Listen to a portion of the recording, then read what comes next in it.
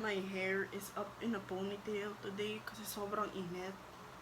And I don't want to turn on my aircon. Choose your fighter. Fight.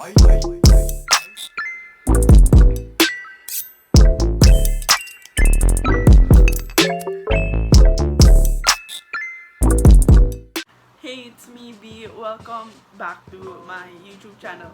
So, I've been a little MIA, and that's because my head's been like all over the place, but at the same time, parang ang blurred ng pag-iisip ko. I don't know. But I'm back. I'm back to vlogging. I filmed another vlog kanina and I'm gonna edit that later. So I'm gonna be filming and editing two things today. So my plant catalog video and this video. So for today, we're back with another monthly favorites.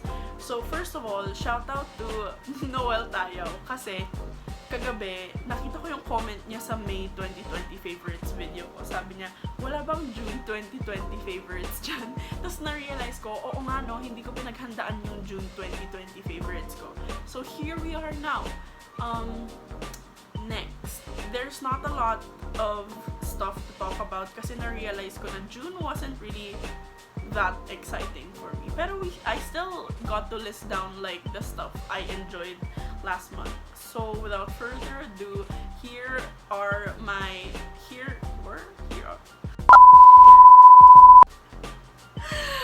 are the stuff na na-enjoy ko a lot last month, June 2020. Rock and roll. Okay, so again, I'm just gonna be looking at my laptop. Okay, so let's talk about my favorite songs. So noong June 2020, the three songs I really enjoyed listening to was Oxygen by Twice. So, yung Twice, kailan ba nag-release yung Twice? Oh, they released ng June. Ayun, nag-release sila ng bago nilang mini album ng June. So, sakto yun for my June 2020 favorites. So, besides More and More, I really enjoy Oxygen a lot. If you haven't listened to it, you should. It's a really different sound from the typical Twice sound from their songs. So, to the point na I feel like it could compete with More and More as the main track of the album. So yeah, I really like Oxygen a lot. Kasi kakaiba yung melody niya from the typical melody ng mga songs ng Twice. And then, I also put here Before You Go by, what's his name? I'm gonna look for it. By Louis Capaldi. I'm so sorry. But yeah, Before You Go, it's such a sad song. Sobrang nung unang pagkarinig ko pa lang sa song na yun. Tapos, nung first line pa lang ng song, I was like, oh no, it's another song to cry about. Sobrang love na love ko yung song na yun. Like, I think it's one of those songs na regardless if you're heartbroken now or you were heartbroken then, you know, I feel like everyone can relate to it at some point. And then, lastly, I also listed down here I Love My Friends by Steve Aoki featuring KPOP. So first of all, I'm a really big EDM fan. Alam to ng friends ko, alam to ng family ko. Kasi me, my brother, and my cousins were really big into like the rave scene. So we're really big EDM fans and stuff like that. So I've always been a fan of Steve Aoki and all the legendary or, you know, like the classic DJs and whatnot. Tapos, I have this like habit of randomly going through Spotify playlists kasi of whatever genre man yan. Tapos, it was like late one night nung June.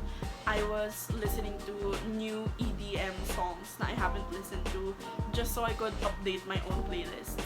Tapos nakita ko may bagong album si Steve Aoki. Tapos nakita ko featuring KPOP. I'm a really big fan of KPOP. They're one of the parang duos na akala ko ako lang may alam dati. until now, kasi feel ko they're so underrated.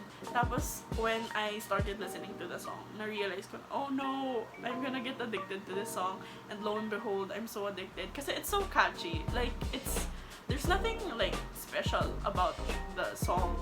Pero, I guess, maganda lang yung combination nung style ni Steve Aoki and yung style ng Icona Pop. Plus, the lyrics are really nice. So, yung song na to, I automatically thought about my friends. Like, wala, common sense. I love my friends. Tapos, the lyrics just talks about how, you know, your friends are there for you through thick and thin and stuff like that. And I'm very sentimental. So, yeah, I dedicate that song to all of my friends. Nasend ko na rin yun sa different group of friends ko. Tapos they all enjoyed it as well. Okay, next. So, for my favorite movies or movie no June, when I was listing stuff down, na-realize ko na I think I didn't watch that much movies or nothing really struck me as that interesting. Pero, luckily enough, may naisip naman akong isang movie na I really, really enjoyed watching again last month. So, that movie is Julie and Julia. So, it's one of those classic movies na it's always been my favorite ever since I first saw it. So, if you haven't seen Julie and Julia, it's about this blogger who decided to try out all the recipes na meron si Julia Child dun sa cookbook niya, and 500 plus recipes ata yun. So, it's based on like 2 true stories. Makikita niyo yun sa first part ng movie, which really captures your attention kagad. So yeah, it's just really nice na one, it's based on 2 true stories. 2, I love to cook. So the fact that the movie is all about cooking, I can somehow relate to like the struggles of not getting a recipe right. Tapos all the critiques, ganon, and stuff like that. And it's just about food, and who doesn't love food? So yeah, I really enjoyed watching it again. So if you haven't seen Julie and Julia, I highly recommend that you do, cause it's actually just a really feel-good movie, and fair warning, nakakagutom siya kasi nga puro pagkain yung pag-uusapan nila. Okay, next. For the series or documentaries, well, it's actually just puro Netflix series for this month. For the series na I ended up loving, again, nasabi ko na to for like the past month, I think, nung May favorites ko, nasabi ko na to, which is Snowpiercer, kasi it's still ongoing. Me and my good friend, si Chinky, we're both fans of the show. Tapos, siya yung naka-realize na, and siya din yung nagsabi sa akin, na kaya pala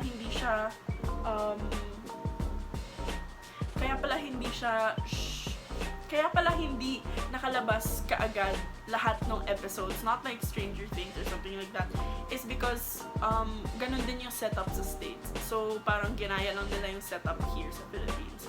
So, again, it's one of my favorite shows. It's very interesting.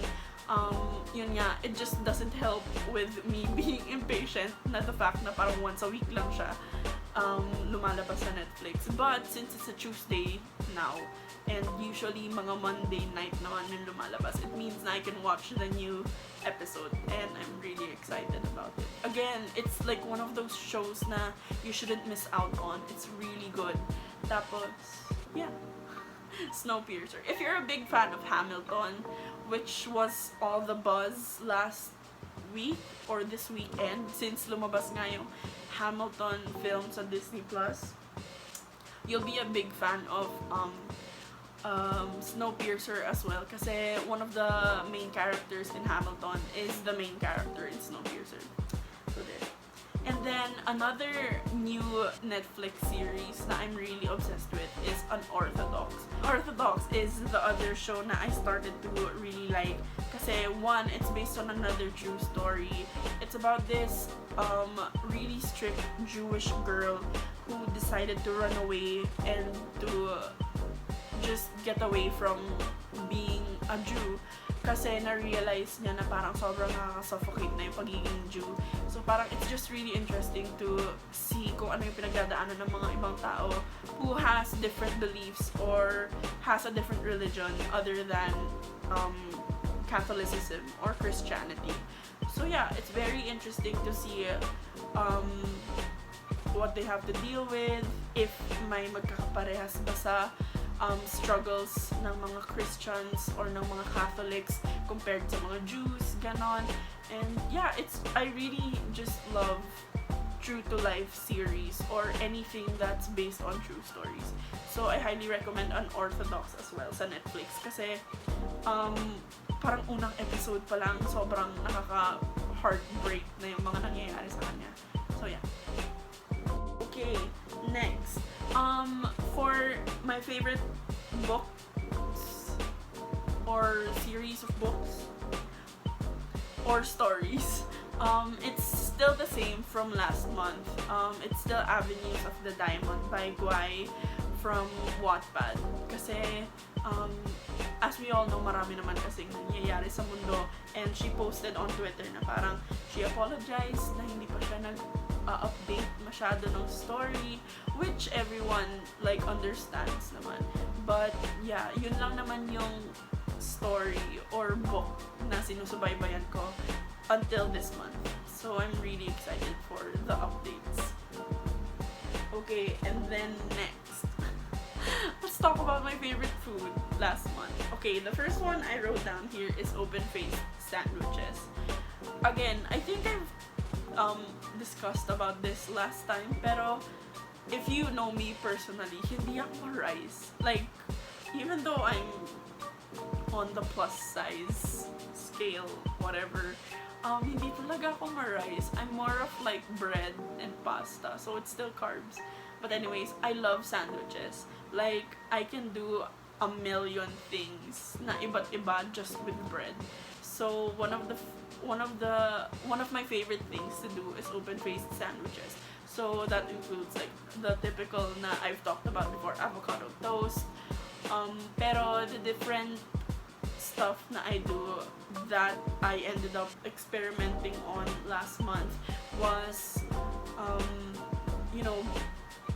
grilled bread or toasted bread, grilled or toasted bread, and then marinara sauce and grilled mushrooms. I love mushrooms. That's one open-faced sandwich suggestion. That's so good. It's so good. It tastes like a pizza basically. Tapos another one that I like to do is mashed avocados, tomatoes, or marinara sauce and cream cheese. It's so good, you guys. Especially kapag crunchy and soft both yung bread. It's just so good. Also, there's this thing I ended up liking as well. So you get like bread and then you basically fry it in oil. Not a lot though, but na-realize ko na it tastes better with oil compared to butter, and it's easier to make using oil. So what you do is you fry the bread and then you put Parmesan cheese on both sides of the bread while it's frying, and then when it's done you put cream cheese. Any fruit jam works, pero we usually use kasi raspberry or strawberry jam. So you both spread that, and then you spread both of that, the cream cheese and the jam, and then you put basil and salt and pepper, and it's like chef's kiss. Sobrang sarap. I think it works kasi it's both sweet and savory. So if you're one of those people who like experimenting with food, it's one of those like Frankenstein combinations, I guess, na you can try. Okay, next, I also became obsessed with cookies, only because yun lang naman talaga yung binibake ko when it comes to like helping my mom with our business. So whenever my orders kami for the week, ako yung in charge sa cookies kasi technically parang ever since naman yun yung specialty ko. So right now we have 3 different flavors. So we have like the good old chocolate chip cookies, which is my favorite kasi parang na-formulate na namin yung perfect consistency and recipe for a chocolate chip cookie. And then I also have my other favorite, which is white chocolate and cranberry cookies. Oh, so good. I mean, I'm not the biggest fan of fruits in everything, pero it just works in this cookie, you guys. I swear, if you guys wanna order, you know, just drop me a message. Or, mag-leave ako ng link sa bake shop store namin down there, whatever. You know what I'm talking about. But yeah, and other than that, nag-try din ako gumawa ng oatmeal raisin cookies. And I still need to work on it kasi the last time I tried making it, maliliit yung eggs namin. And dun ko na-prove, guys, na kailangan sakto yung ginagamit nyo sa recipes. For example, yun nga, yung sa oatmeal raisin cookies namin, it said 2 large eggs. Eh, ang liliit ng eggs na nabili ng mom ko, or maliit yung eggs na dala ng lola ko from her farm. So, instead of using like 2 large eggs na I didn't have, I instead used 3 really small eggs just to substitute. Tapos guys, the consistency changed talaga. Para siyang cake instead of a cookie. It tastes good, pero halata talaga na if you don't follow the recipe, mag-iiba talaga yung consistency. So yeah, cookies. And then lastly, I also put here, now I'm craving.